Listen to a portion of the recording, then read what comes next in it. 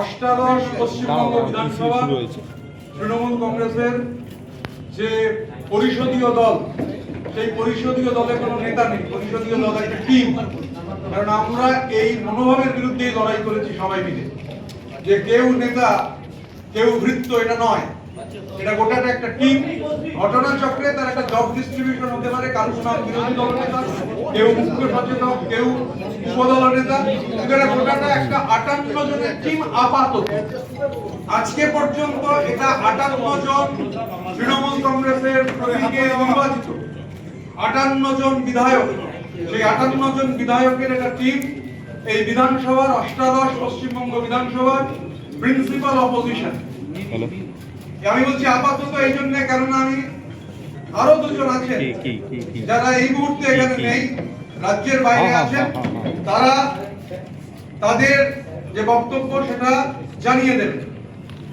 60 হবে, সেই দুজনের সম্মতি যেহেতু আছে তাই আমি 60 বললাম, তবে সেটাও আপাতত। আমি এখানে আমাদের বর্ষিয়ার নেতা, আমাদের সবার অভিভাবক, বহুবারের বিধায়ক শ্রদ্ধেয় শ্রী সমর মুখার্জি এখানে উপস্থিত রয়েছেন, আমাদের সঙ্গে কানাইয়ালাল আগরওয়াল রয়েছেন, আমাদের সঙ্গে রাজ্যের প্রাক্তন মন্ত্রী শ্রী গোলাম রব্বানি রয়েছেন, আমাদের নিয়ামতদা রয়েছেন, নিয়ামত শেখ, আমাদের ইমানি বিশ্বাস রয়েছেন। আমাদের পরিষদীয় দল এই জব ডিস্ট্রিবিউশন যে করেছে, চিফ হুইপ হিসেবে আমরা চিঠিও দিয়েছি রঘুনাথগঞ্জের জনপ্রিয় বিধায়ক আকরুজ্জামান, তিনি চিফ হুইপের দায়িত্ব পালন করবেন, এবং ডেপুটি লিডার হিসেবে 4 জনকে আমরা ঠিক করেছি, তারা ডেপুটি লিডারের ভূমিকা পালন করবেন। রাজ্যের প্রাক্তন মন্ত্রী, বহুবারের বিধায়ক, বর্ষিয়ান রাজনীতিবিদ শ্রী জাভেদ আহমেদ খান, রাজ্যের প্রাক্তন মন্ত্রী শ্রীমতী সাবিনা ইয়াসমিন, রাজ্যের প্রাক্তন মন্ত্রী শ্রীমতী শিউলি সাহা এবং সন্দীপন সাহা, এরা 4 জন ডেপুটি লিডারের হিসেবে ভূমিকা পালন করবেন। আমরা 58 জন বিধায়ক শুরুতেই বলেছি, আপাতত তাদের সই করা সমর্থন, সেই সমর্থনের চিঠি রাজ্য বিধানসভার মাননীয় অধ্যক্ষকে আজকে দিয়েছিলাম। প্রায় সিংহভাগ বিধায়কই সশরীরে উপস্থিত ছিলেন, শারীরিকভাবে খুব অসুস্থ, যেমন হামিদুল রহমান, আপনারা দেখিয়েছেন সংবাদ মাধ্যমে, হামিদুল্লাহ মিটিং আমাদের হওয়ার পর চলে যান, রথিনদাও মিটিং হওয়ার পর চলে যান।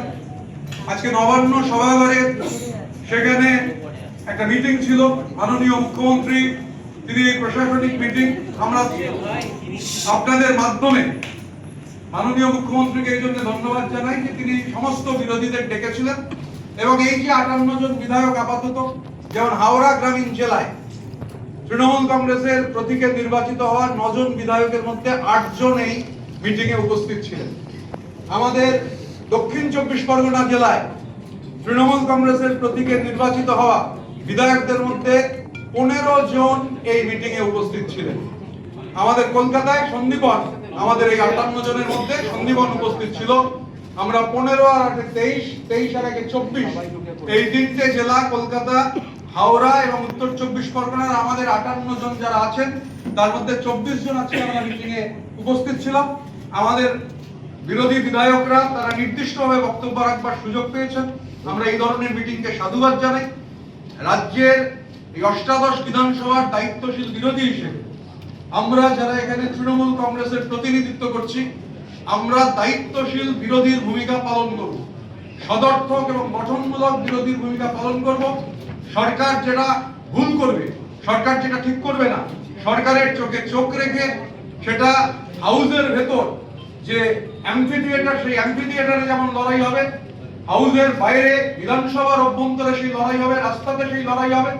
আবার সরকার যদি কোনো সদর্থক ভূমিকা পালন করেন, আমরা সেই সদর্থক ভূমিকার প্রশংসা করতেও পিছপা হব না, কারণ অপোজিশন ফর অপোজিশন সেক এটা কখনো গণতন্ত্রের রীতি হতে পারে না।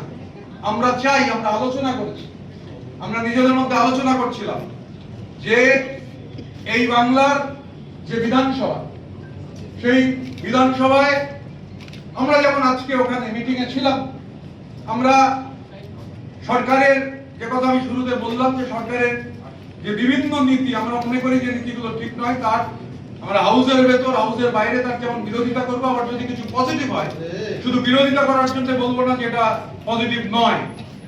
এবং বিশেষ করে আমরা এই যে একটা গোটা টিম, সেই গোটা টিম আমরা ফাংশন করবার সিদ্ধান্ত গ্রহণ করেছি এবং আমাদের বিধানসভার অধিবেশন যেহেতু 18 তারিখ থেকে হবে, এ মাসের 18 তারিখ থেকে, আমরা তার আগে আমাদের আরো মিটিং হবে, আমরা সেটা আলাপ আলোচনা করব।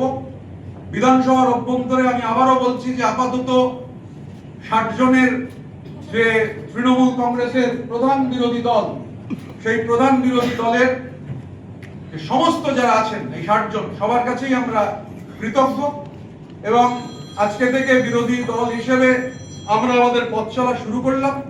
সংবাদ মাধ্যমের যারা এখানে উপস্থিত রয়েছেন, সংবাদ মাধ্যমের সাহায্য ছাড়া কখনোই বিরোধী দল ফাংশন করতে পারে না, তাই সংবাদ মাধ্যমের সাহায্য আমরা চাই। আমরা সবাই মিলে একটা টিম হিসেবে কাজ করে গঠনমূলক সদর্থক বিরোধীর ভূমিকা পালন করতে পারবো, এই বিশ্বাস আমাদের রয়েছে।